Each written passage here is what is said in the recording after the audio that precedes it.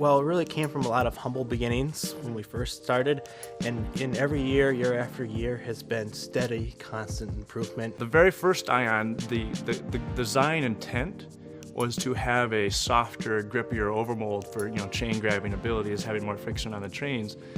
But that soon evolved into needing to make the disc heavier. So if you notice the first run Ions, they were only 167 grams, whereas then we started realizing, well, we need to develop a way to make them heavier.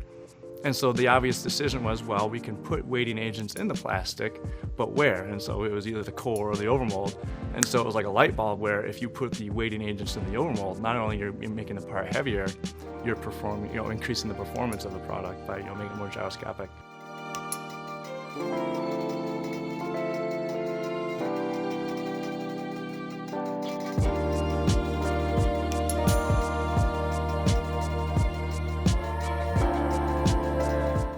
In the very beginning, it all started in our dad's garage and barn, and for the first quite a few years operated as a barn operation, and every year we just got better and better. We learned better ways to do everything, and in the meanwhile we're working with our father's company to do all the injection molding.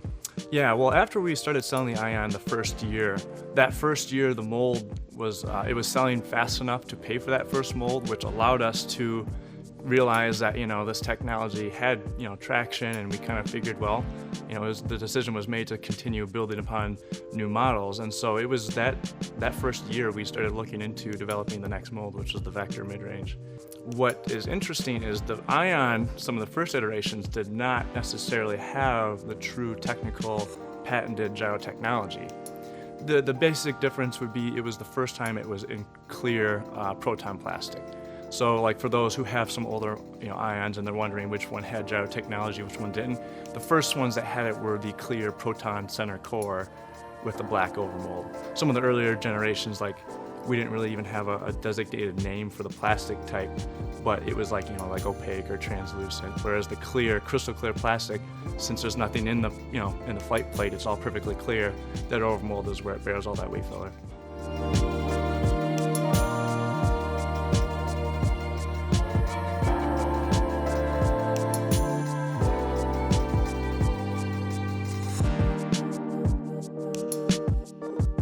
The first Ion was built with a recycled mold.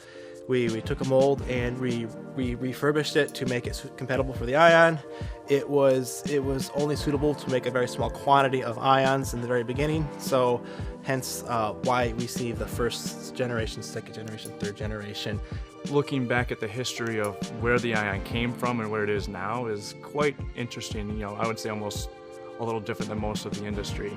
Whereas, gyro technology was developed through the Ion mold, and that's something that's never been done before. Kind of really a symbol of how we grew as a company, because that was our first main product for the first few years.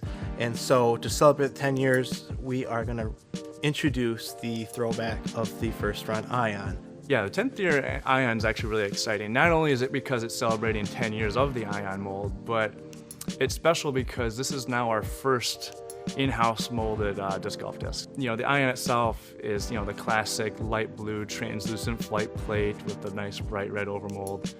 And it's funny because we had our first run next to the machine, so as these 10-year anniversary Ions were coming out of the machine, we were kind of holding them side by side and just kind of like it's mesmerizing seeing how far it has come, the technology, and how we've developed our processes to improve the quality and performance and whatnot. So we look at them and you almost look back and kind of reminisce, like, wow, we've learned a lot in the 10 years that we've been doing this.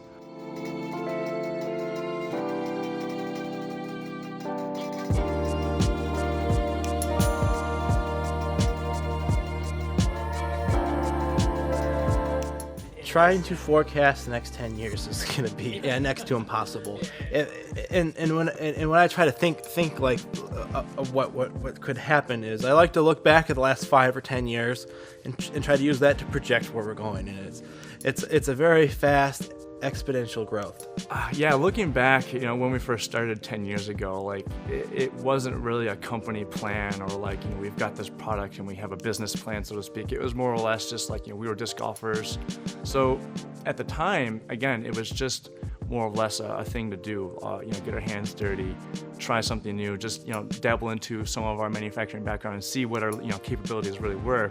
And as we found out, those several years of selling the Ion were just I would say just more like a hobby at the time. We literally just graduated high school, going into college at the time, so it was kind of a college during the week, and then a whole bunch of hours on the weekend doing this on the side sort of deal. And now looking back, from where we are now 10 years, looking back, it's quite, it's pretty, it's reminiscent to look back and see what we've done and what we've learned now. And so you got to think exponentially beyond this, and that's quite a long ways. I probably can't conceive at this time, but there's no end in sight. I said this 5 years ago, and I still feel the same way. It really feels like we're just getting started as a company. So the sky's the limit as we continue to grow.